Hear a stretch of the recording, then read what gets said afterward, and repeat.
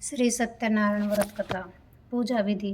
व्रत करने वाला पूर्णिमा व संक्रांति के दिन प्रातः अथवा सायंकाल को स्नान आदि से निर्वृत्त होकर पूजा स्थान में आसन पर बैठकर श्रद्धापूर्वक श्री गणेश, गौरी, वरुण, विष्णु आदि सभी देवताओं का ध्यान करके पूजन करे और संकल्प करे कि मैं श्री सत्यनारायण स्वामी की पूजा और कथा सदा श्रवण करूंगी। हाथ में पुष्प लेकर नारायण का ध्यान करे। यज्ञोपवीत पुष्प, धूप, नैवेद्य आदि से युक्त होकर स्तुति करे कि हे भगवान, मैंने आपको श्रद्धापूर्वक जो ये फल, जल आदि सामग्री अर्पण की है, आप इसे स्वीकार कीजिए। मेरा आपको बार बार नमस्कार है। इसके बाद श्री सत्यनारायण जी की कथा पढ़े अथवा श्रवण करें। श्री सत्यनारायण व्रत कथा, पहला अध्याय। बोलिए श्री सत्यनारायण भगवान की जय हो। एक समय नैमिषारण्य तीर्थ में सोनकादि 88,000 ऋषियों ने श्री सूत जी से पूछा कि हे प्रभु, इस कलयुग में वेद विद्या रहित मनुष्यों को प्रभु भक्ति किस प्रकार मिलेगी तथा उनका उद्धार कैसे होगा। इसलिए हे मुनि, कोई ऐसा व्रत या तप कहिए जिससे थोड़े समय में पुण्य प्राप्त होए तथा मन वांछित फल मिले। वह कथा सुनने की हमारी इच्छा है। सर्वशास्त्र ज्ञाता श्री सूत जी बोले कि हे वैष्णव में पूज्य, आप सबने प्राणियों के हित की बात पूछी है। अब मैं उस श्रेष्ठ व्रत को आप लोगों से कहूँगा जिस व्रत को नारद जी ने लक्ष्मी नारायण से पूछा था और लक्ष्मीपति ने मुनि श्रेष्ठ नारद से कहा था। सो ध्यान से सुनो। एक समय योगीराज नारद जी दूसरों के हित की इच्छा से अनेक लोकों में घूमते हुए मृत्यु लोक में आ पहुँचे। वहाँ अनेक योनियों में जन्मे हुए प्राय सभी मनुष्यों को अपने कर्मों द्वारा अनेक दुखों से पीड़ित देखकर सोचा कि किसी यत्न के करने से निश्चय ही प्राणियों के दुखों का नाश हो सकेगा। ऐसा मन में सोचकर विष्णु लोक को गए। वहाँ श्वेत वर्ण और 4 भुजाओं वाले देवों के इस नारायण को देखकर, जिनके हाथों में शंख, चक्र, गदा और पद्य थे तथा वनमाला पहने हुए थे, स्तुति करने लगे। हे भगवान, आप अत्यंत शक्ति से संपन्न हैं। मन तथा वाणी भी आपको नहीं पा सकती। आपका आदि, मध्य और अंत नहीं है।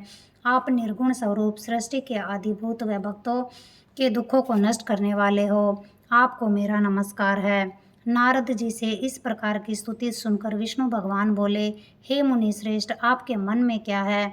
आपका किस काम के लिए आगमन हुआ है? निसंकोच कहो।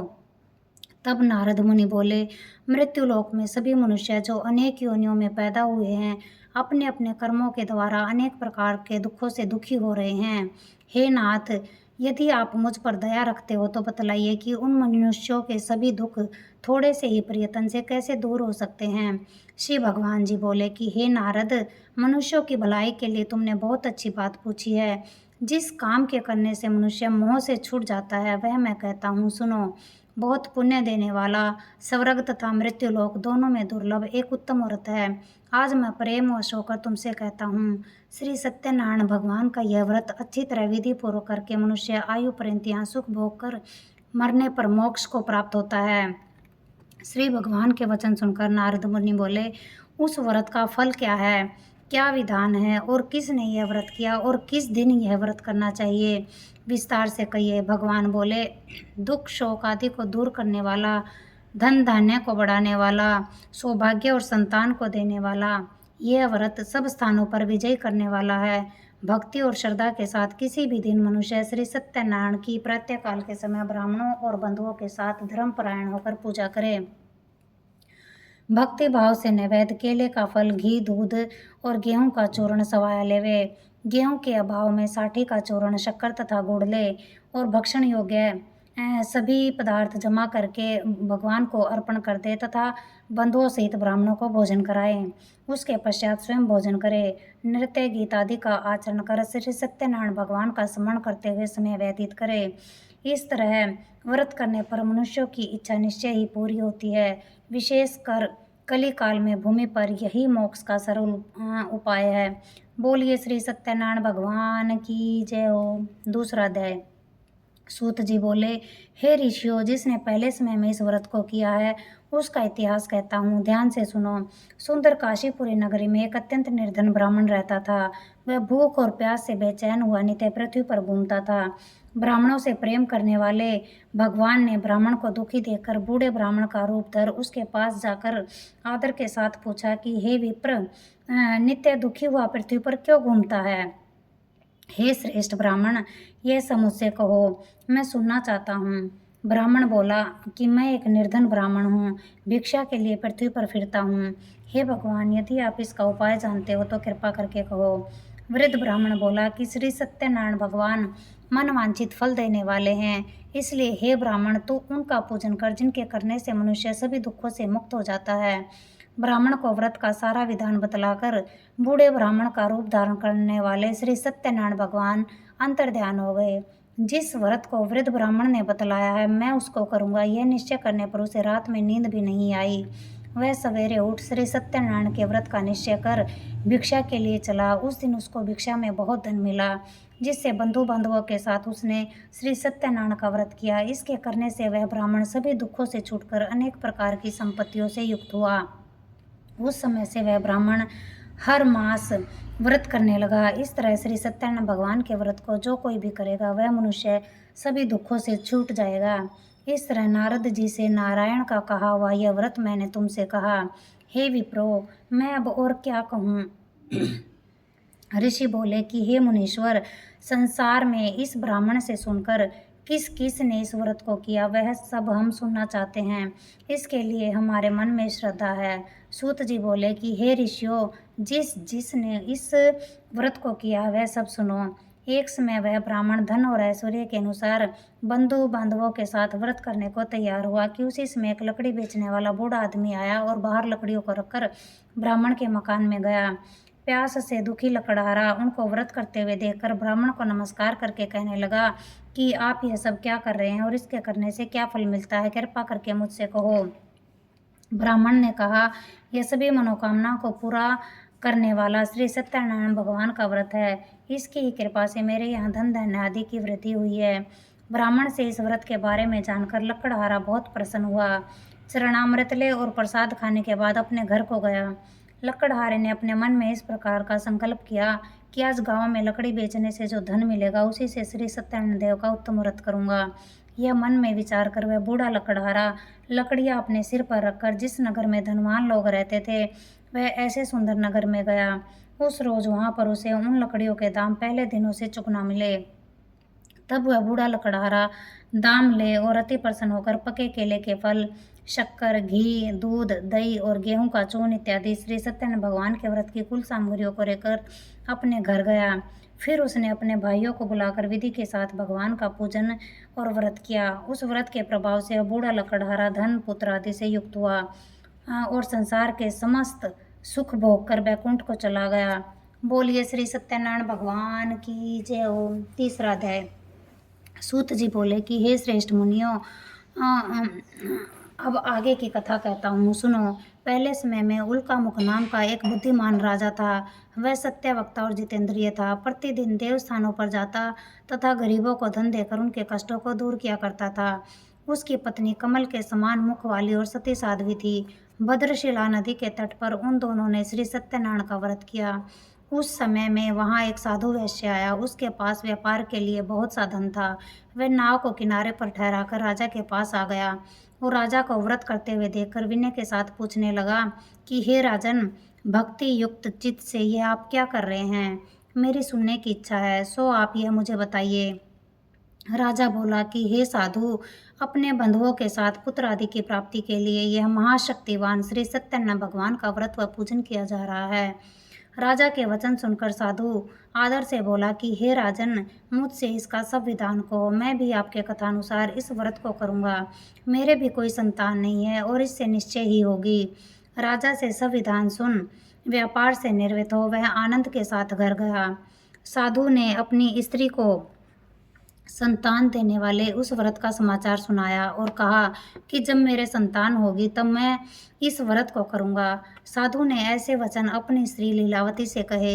एक दिन उसकी स्त्री लीलावती पति के साथ आनंदित हो सांसारिक धर्म में प्रवृत्त होकर श्री सत्यनारायण भगवान की कृपा से गर्भवती हो गई तथा 10वें महीने में उसके एक सुंदर कन्या का जन्म हुआ। दिनों दिन वह इस तरह बढ़ने लगी जैसे शुक्ल पक्ष का चंद्रमा बढ़ता है। कन्या का नाम कलावती रखा गया। तब लीलावती ने मीठे शब्दों में अपने पति से कहा कि आपने जो संकल्प किया था कि भगवान का व्रत करूंगा, अब आप उसे करिए। साधु बोला कि हे प्रिय, इसके विवाह पर करूंगा। इस प्रकार अपनी पत्नी को आश्वासन दे वह नगर को गया। कलावती पितृगृह में वृद्धि को प्राप्त हो गई। साधु ने जब नगर में सखियों के साथ अपनी पुत्री को देखा तो तुरंत दूत बुलाकर कहा कि पुत्री के वास्ते कोई सुयोग्य वर देख कर लाओ। साधु की आज्ञा पाकर दूत कंचन नगर पहुंचा और वहां पर बड़ी खोज कर देखभाल कर लड़की के लिए सुयोग्य वणिक पुत्र को ले आया। उस सुयोग्य लड़के को देखकर साधु ने अपने बंधु बांधवों सहित प्रसन्नचित्त अपनी पुत्री का विवाह उसके साथ कर दिया। किंतु दुर्भाग्य से विवाह के समय भी वह उस व्रत को करना भूल गया। तब श्री भगवान जी क्रोधित हो गए और श्राप दिया कि तुम्हें दारुण दुख प्राप्त होगा। अपने कार्य में कुशल साधु बनिया जमाता सहित समुद्र के समीप स्थित रतनपुर नगर में गया और वहां दोनों ससुर और जमाई चंद्रकेतु राजा के उस नगर में व्यापार करने लगे। एक रोज भगवान श्री सत्यनारायण की माया से प्रेरित कोई चोर राजा का धन चुराकर भागा जा रहा था, किंतु राजा के दूतों को आता देखकर चोर ने घबराकर भागते हुए राजा के धन को वहीं चुपचाप रख दिया जहां वो ससुर और जमाई ठहरे हुए थे। जब दूतों ने उस साधु वैश्य के पास राजा के धन को रखा देखा तो वे दोनों को बांध कर ले गए और प्रसन्नता से दौड़ते हुए राजा के समीप जाकर बोले, ये दो चोर हम पकड़ कर ले आए हैं, देख कर आज्ञा दे। तब राजा की आज्ञा से उनको कठोर कारावास में डाल दिया गया और उनका सब धन छीन लिया गया। श्री सत्यानंद भगवान के श्राप द्वारा उनकी पत्नी भी घर पर बहुत दुखी हुई और घर पर जो धन रखा हुआ था चोर उसे चुरा कर ले गए। शारीरिक व मानसिक पीड़ा तथा भूख प्यास से अति दुखित हो अन्न की चिंता में कलावती एक ब्राह्मण के घर गई। वहां उसने श्री सत्यानंद भगवान का व्रत होते हुए देखा, फिर कथा सुनी और प्रसाद ग्रहण कर रात को घर आई। माता ने कलावती से पूछा कि हे पुत्री, अब तक कहाँ रही और तेरे मन में क्या है? कलावती बोली कि हे माता, मैंने एक ब्राह्मण के घर में श्री सत्यानंद भगवान का व्रत देखा है। कन्या के वचन सुनकर लीलावती भगवान के पूजन की तैयारी करने लगी। लीलावती ने परिवार और बंधुओं से श्री सत्यानंद भगवान का पूजन किया और वर मांगा कि मेरे पति और दामाद शीघ्र आ जाए। साथ ही प्रार्थना की कि हम सबका अपराध क्षमा करो। श्री सत्यानंद भगवान इस व्रत से संतुष्ट हो गए और राजा चंद्रकेतु को स्वप्न में दर्शन देकर कहा कि हे राजन, दोनों वैश्यों को प्रत्यय ही छोड़ दो और उनका सब धन जो तुमने ग्रहण किया है दे दो, नहीं तो मैं तेरा धन, राज्य, पुत्र आदि सब कुछ नष्ट कर दूंगा। राजा से ऐसे वचन कहकर भगवान अंतर्ध्यान हो गए। प्रातःकाल राजा चंद्रकेतु ने सभा में अपना स्वप्न सुनाया। फिर दोनों वणिक पुत्रों को कैद से मुक्त कर सभा में बुलाया। दोनों ने आते ही राजा को नमस्कार किया। राजा मीठे वचनों से बोला कि हे महानुभाव, तुम्हें भावी वर्ष ऐसा कठिन दुख प्राप्त हुआ है, अब तुम्हें कोई भय नहीं है।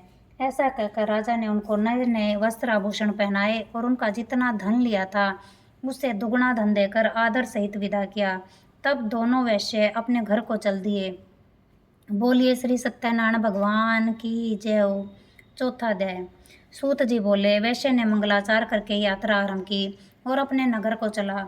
उनके थोड़ी दूर निकलने पर दंडी वेशधारी श्री सत्यनारायण ने उनसे पूछा कि हे साधु, तेरी नाव में क्या है? अभिमानी वणिक हंसता हुआ बोला कि हे दंडी, आप क्यों पूछते हो? क्या धन लेने की इच्छा है? मेरी नाव में तो बेल और पत्ते भरे हुए हैं। वैश्य का कठोर वचन सुनकर भगवान ने कहा, तुम्हारा वचन सत्य हो।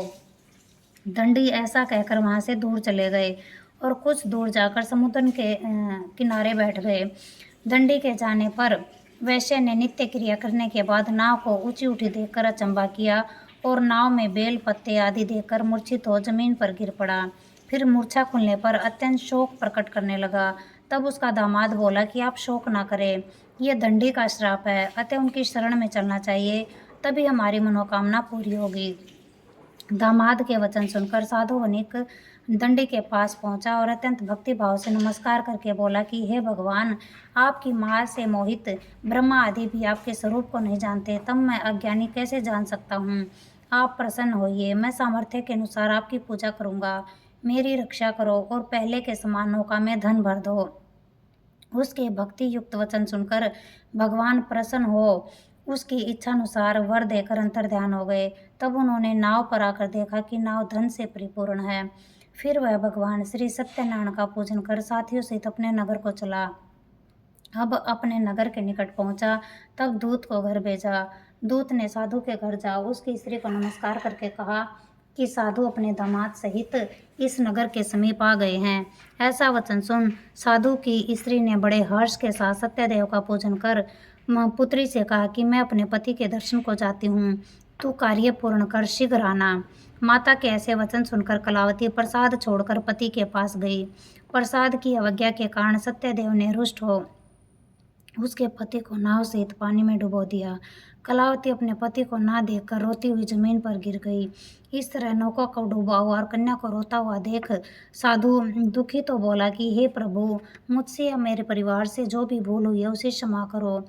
उसके दीन वचन सुनकर सत्यदेव भगवान प्रसन्न हो गए और आकाशवाणी हुई कि हे साधु, तेरी कन्या मेरे प्रसाद को छोड़कर आई है, इसलिए इसका पति अदृश्य हुआ है।